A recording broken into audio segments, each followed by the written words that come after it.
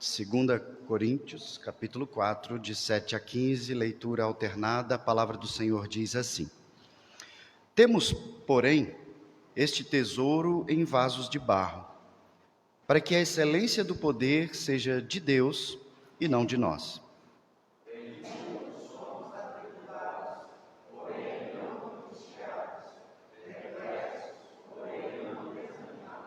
Perseguidos, porém não desamparados, abatidos, porém não destruídos.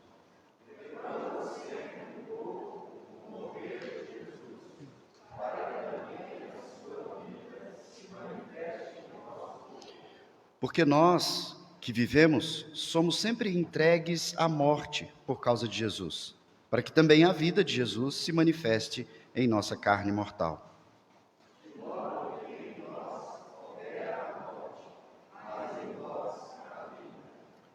Tendo, porém, o mesmo espírito da fé, como está escrito: Eu criei, por isso é que falei. Também nós cremos, por isso também falamos.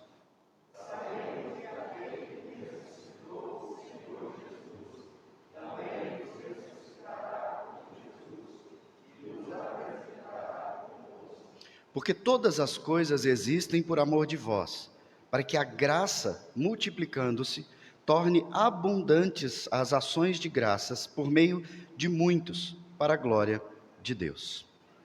Até aqui a leitura. Podei-vos assentar, irmãos. Farei uma oração de confissão nesse momento e também de chamada à adoração. Vamos orar. Santíssimo Deus, eterno e glorioso Pai, nós nos reunimos nesta manhã, ó Pai, do dia do Senhor, dia criado por Ti, separado, santificado por Ti mesmo. Pai, nós nos reunimos aqui para a glória do Teu nome. Nós deixamos os nossos afazeres comuns para aqui nos dedicar a Te buscar, a Te conhecer, a Te adorar, ó Pai.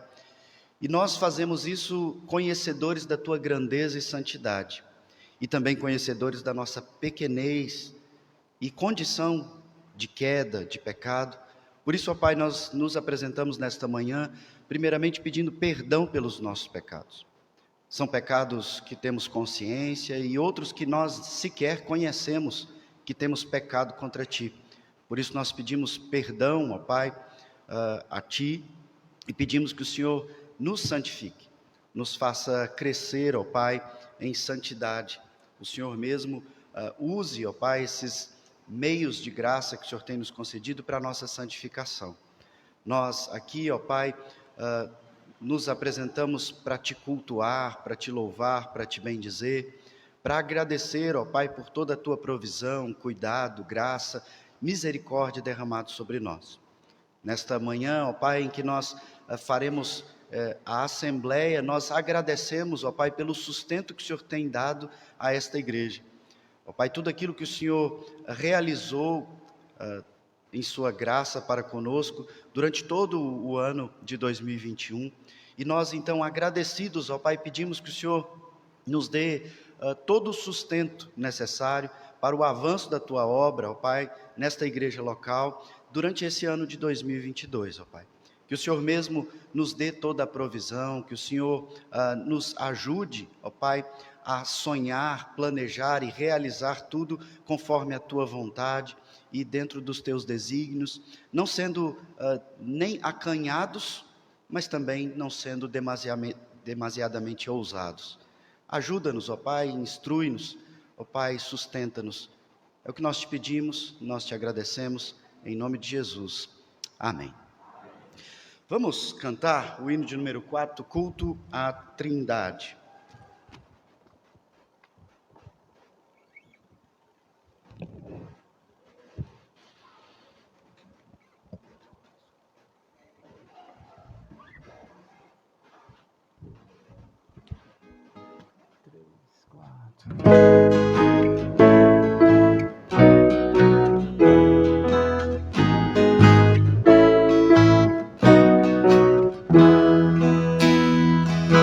Deus está no templo, Pai onipotente, ao seu teus pés nos humilhamos, servos consagrados, reverentemente ao Deus Santo adoramos. Por favor, com amor, espiritualmente, Deus está no templo. Cristo está no templo, sumo benefício, o seu sangue nos foi dado. Ele, o bom cordeiro, foi o sacrifício que expiou o vil pecado. Escolheu e sofreu o cabal suplício. Cristo está no templo.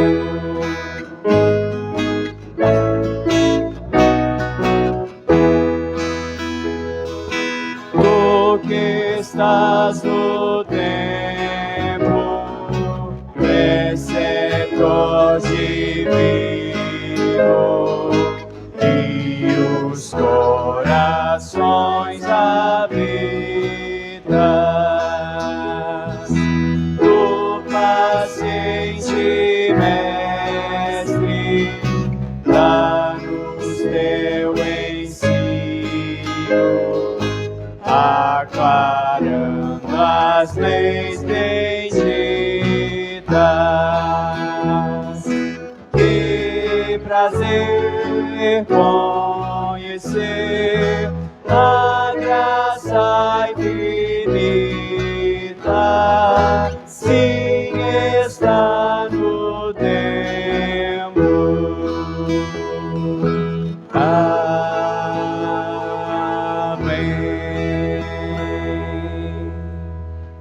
Podem-vos assentar, irmãos? Peço que abram suas Bíblias na primeira carta de Pedro. 1 Pedro, capítulo 5. Eu lerei a partir do verso 5.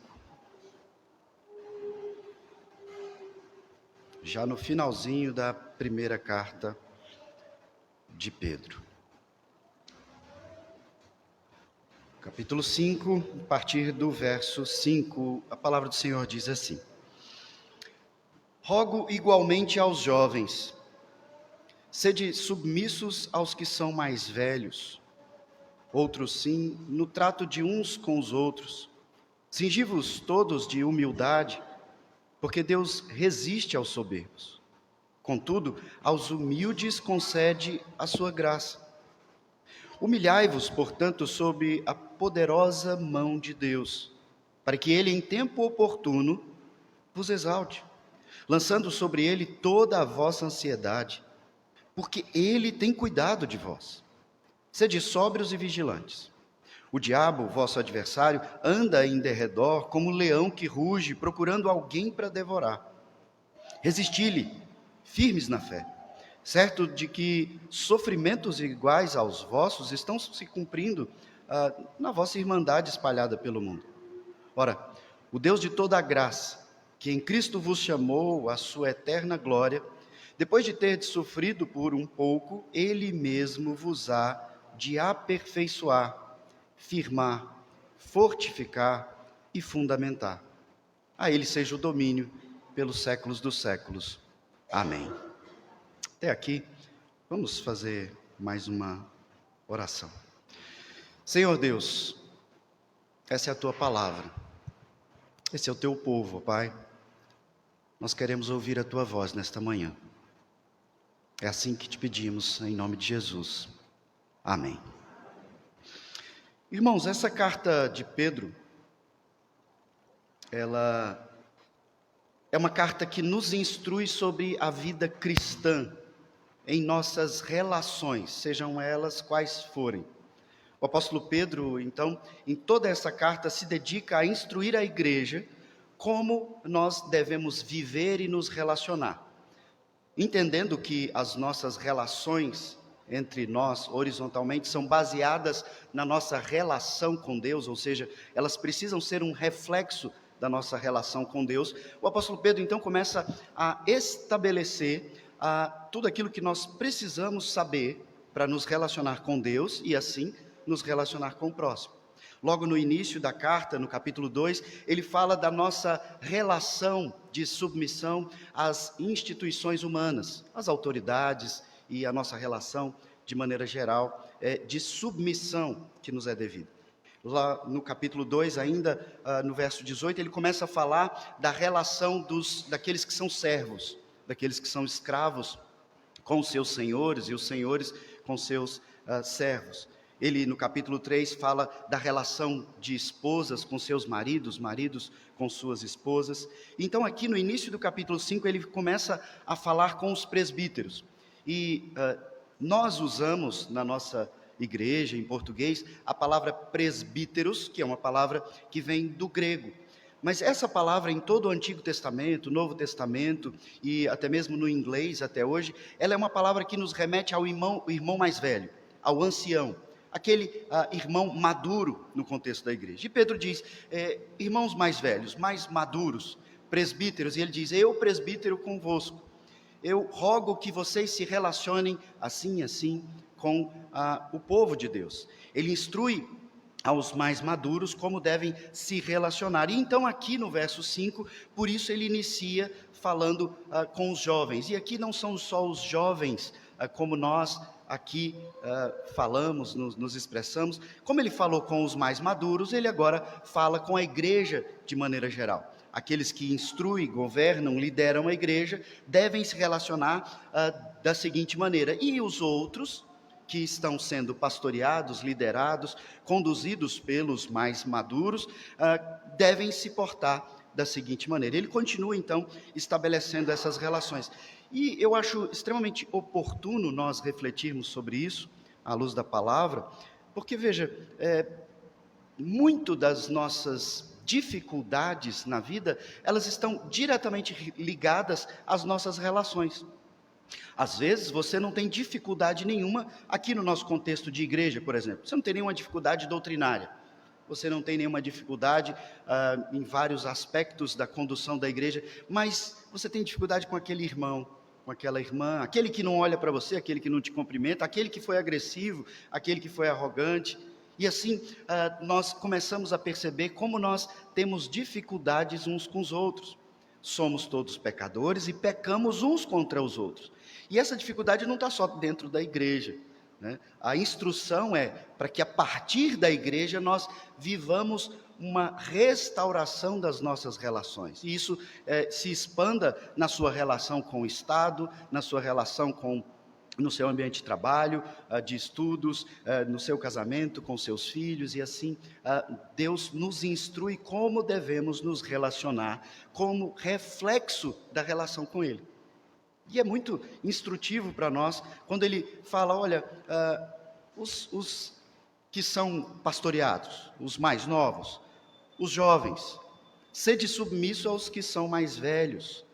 Outro sim, no trato de uns com os outros, ou seja, se submeta à liderança dos mais maduros, mas não somente com esses, mas uns com os outros, na sua relação horizontal de maneira geral. E como que você vai fazer isso? E aí Pedro estabelece, eu queria ressaltar pelo menos 3 características, 3 pontos aqui. Ele diz, cingi-vos todos de humildade. Cingir traz a ideia de amarrar, é como um cinto. Então, se vista, se amarre, se prenda à humildade. E, irmãos, esse é o primeiro aspecto que nós precisamos estabelecer isso de forma clara. E talvez você me ouça falar isso nessa manhã e você fala, lá vem pastor de novo falar de humildade. E veja, Então pense sobre isso. Se eu estou falando de novo sobre humildade, é porque a Bíblia tem falado de forma ampla sobre você ser humilde. Por que a Bíblia fala de forma ampla de alguns assuntos? Veja, nós entendemos que a Bíblia é revelação de Deus. Então você só conhece quem Deus é porque Ele se revelou nas Escrituras. Senão você não saberia quem Ele é de forma muito profunda.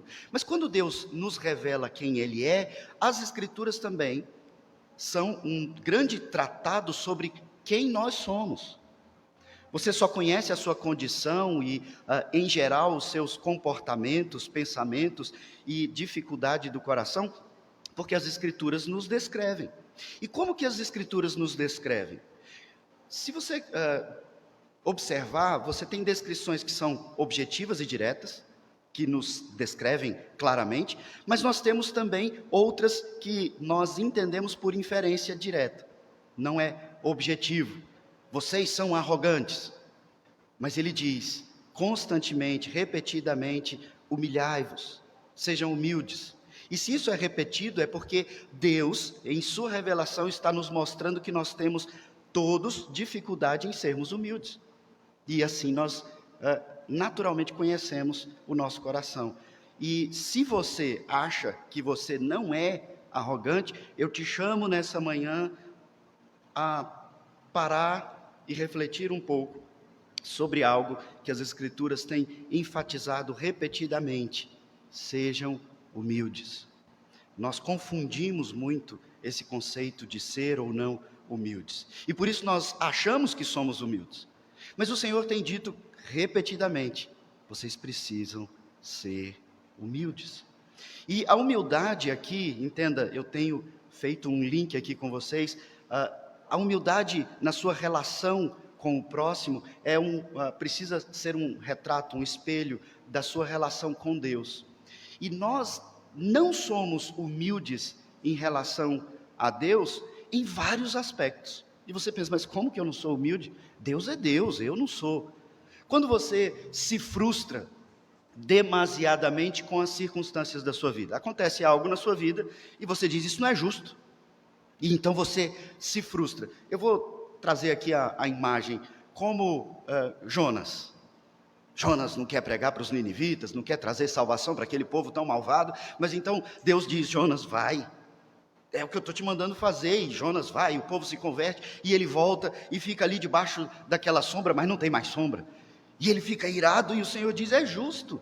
E ele diz, eu estou extremamente frustrado, eu estou irado, porque eu fiz algo que eu não queria fazer. Isso é a mais completa falta de humildade. Agora eu vou voltar um pouquinho ao que eu disse. Pedro está tratando em toda a carta sobre as nossas relações. E em todas essas relações que eu falei para vocês sobre autoridades, senhores, maridos, esposas, presbíteros, ele fala de submeter-se ao próximo, de servir ao próximo. E nós vamos ter dificuldade de nos submeter ao próximo exatamente se nós tivermos dificuldades de nos submeter à vontade de Deus. E nós questionamos muito a vontade de Deus. Ainda que você não faça isso num palanque para todo mundo, você questiona dentro de si. Você não aceita, você se rebela, você se frustra, você se ira. Por que minha vida é assim? Por que as coisas estão assim? Por que aquilo é daquele jeito? Por que eu nasci nessa condição? Por que eu vim dessa família? Por que eu não tenho esse dinheiro? Por que eu não tenho aquilo? Por que eu não tenho aquilo outro? Tudo isso, irmãos, é não submeter-se à vontade soberana de Deus de bom grado. E as Escrituras repetidamente nos chamam a sermos humildes diante de Deus. Mas então a gente pensa muito mais em humildade na nossa relação com o próximo, e mesmo assim a gente se acha humilde. Será mesmo que você é humilde? Pedro diz, se vista de humildade, submeta-se ao próximo. Verso 6, então ele diz, humilhai-vos. Mas humilhai-vos diante de Deus e diante dos homens, como? Sob a poderosa mão de Deus. Deus é soberano, nós não. Por quê? Para que Ele, Deus, soberanamente, em tempo oportuno, vos exalte. A humildade, ou a falta de humildade, é exatamente essa tentativa de ser grande. Quando as Escrituras nos revelam a nossa pequenez, a nossa condição. Mas nós, numa atitude, numa reação rebelde, nós temos uma mania de querermos ser mais do que nós somos. E a gente faz isso nas nossas relações. Veja, por que um marido trata a sua esposa de forma má? Porque ele se acha mais do que ele é. E ele acha ela menos do que ela é. E por que uma esposa, então, se rebela contra o seu marido? Por que um filho se rebela contra os seus pais? Porque eles, numa tentativa de se auto-engrandecer, você começa a ter confrontos. Porque talvez o outro não esteja te tratando como você acha que merece ser tratado. Mas é isso que a Escritura fala de você? Deus é quem te exalta. Deus é quem te faz grande. Você viveria uma eternidade no inferno. Então Ele, soberanamente, não escolheu uma multidão de pessoas, mas Ele escolheu você. E nisso Ele te faz grande, justo, salvo, santo, quando você não é santo. Declarado justo quando você, assim como eu, é o pior dos pecadores. É Deus quem nos torna grandes. Só que a gente fica tentando se fazer grande diante de Deus e diante do próximo. Mas no tempo oportuno, Deus vai te exaltar. Não estou fazendo uma promessa para você aqui de prosperidade imediata. Mas entenda, seja pequeno, se faça pequeno, e Ele te fará grande. Ainda que isso seja algo muito mais dentro do seu ser, no seu contentamento, na sua satisfação do que materialmente falando. Deus te concede. Quando nós ficamos nessa luta de autoengrandecimento, nós normalmente nos sentimos invadidos por uma série de sentimentos, de pensamentos desconfortáveis. A gente sente insegurança, porque a gente precisa lutar para ter algo. A gente sente ansiedade. E no verso 7 ele diz: como é que você vai fazer isso? Como é que você vai se humilhar, ser humilde, aguardando o tempo oportuno para que Deus te faça grande?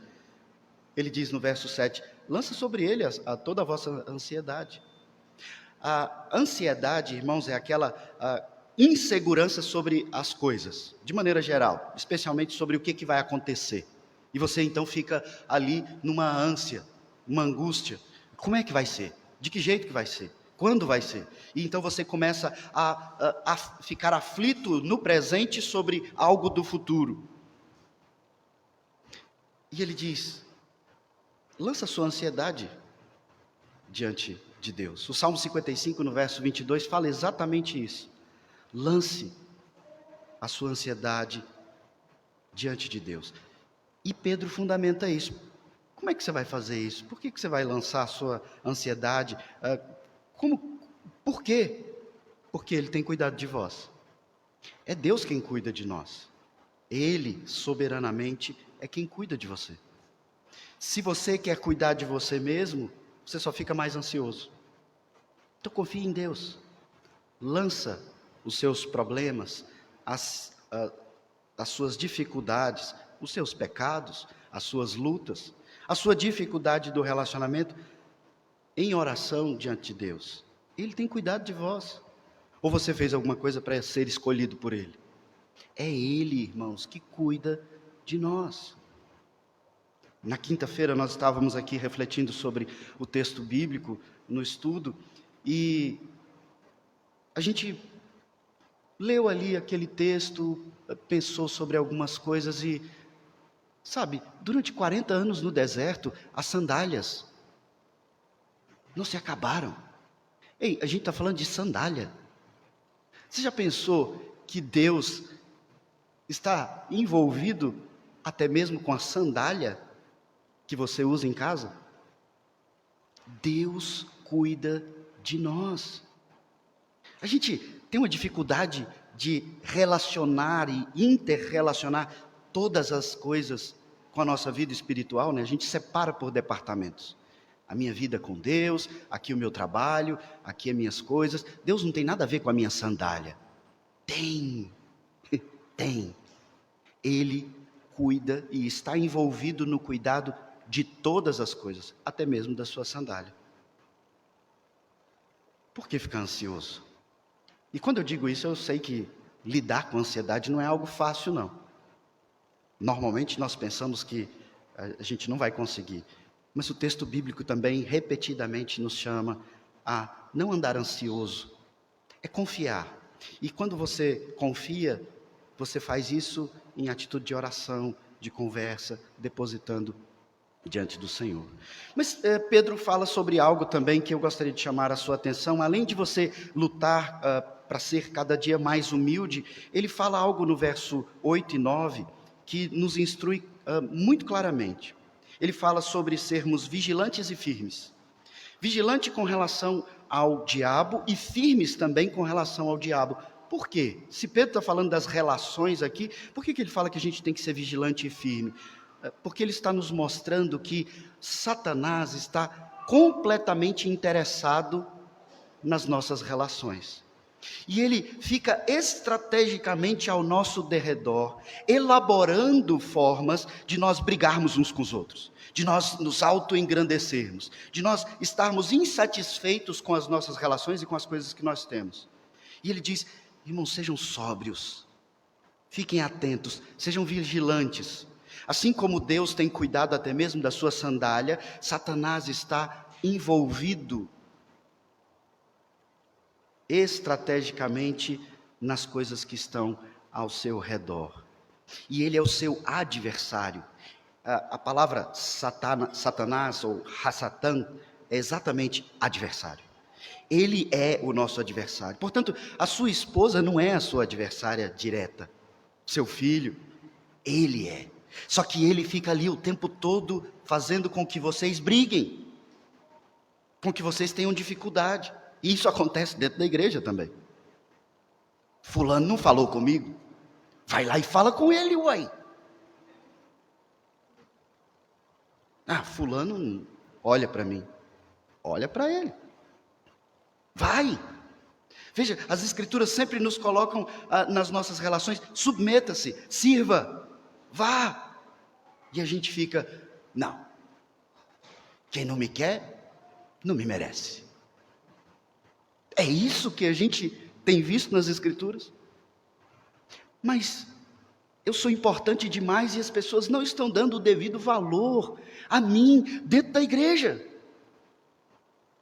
Irmãos, percebe como a gente tem dificuldade de viver aquilo que a escritura fala para nós? Nós temos um senso de auto-merecimento e auto-exaltação que só dificulta todas as coisas. E quem tem feito isso conosco? O leão que ruge ao nosso derredor. É ele que fica ali, como fez no ouvido de Pedro. Pedro, fala para o Senhor Jesus que ele não precisa morrer. E Pedro diz: Senhor, claro que não. E Jesus diz: arreda Satanás. Satanás fica ao nosso derredor, irmãos, como um leão que ruge. E essa imagem, eu acho ela riquíssima. Não é um gatinho, não é uma muriçoquinha que incomoda. É um leão. E ele ruge. E a gente se intimida no rugido dele. Só que o texto diz: resista. É muito direto a ligação aqui com o que Tiago diz lá no capítulo 4. Quando ele fala: resisti ao diabo e ele fugirá de vós. Você não luta com o leão. O leão ruge e você diz: vem. Não, ele é um leão. Entenda, a gente menospreza o poder de Satanás, o agir de Satanás. A gente finge que ele não está diretamente ligado aos problemas da nossa vida, como se ele não existisse. Mas a Bíblia tem nos alertado constantemente: ele é um leão.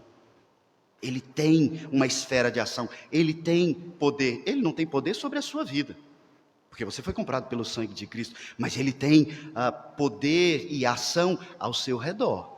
E você então se intimida. Você tenta lutar, Quantos jovens eu já orientei, conversei sobre problemas latentes na área de sexualidade, pornografia, estudos, faculdade.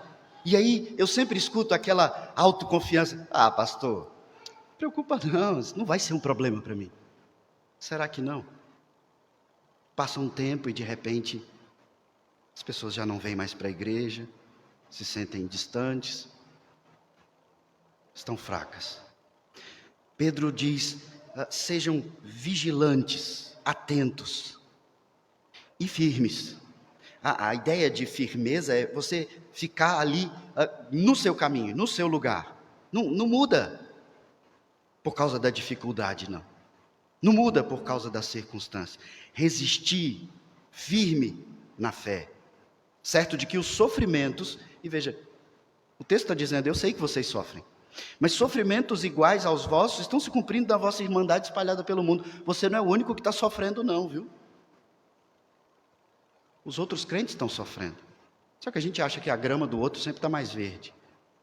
Então, por último, eu quero trazer aqui um alerta sobre algo que vai nos ajudar constantemente se nós formos humildes, se nós formos vigilantes e firmes. Nós precisamos também, como o verso 10, sermos esperançosos. Um crente sem esperança não é um crente. Veja, Cristo veio, você não estava lá, mas você tem uma firme convicção de que Ele veio. Cristo voltará, e nós não estamos lá ainda, mas nós temos uma firme convicção de que Ele voltará. Nesse meio do caminho estamos nós. E como que a gente vive no meio do caminho, crendo que Ele veio e que Ele voltará? Esperança. A esperança é o que sustenta o crente. A esperança certa, é claro.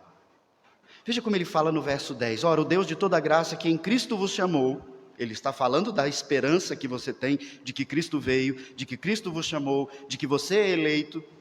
Ele diz que em Cristo vos chamou a sua eterna glória, ou seja, a salvação eterna.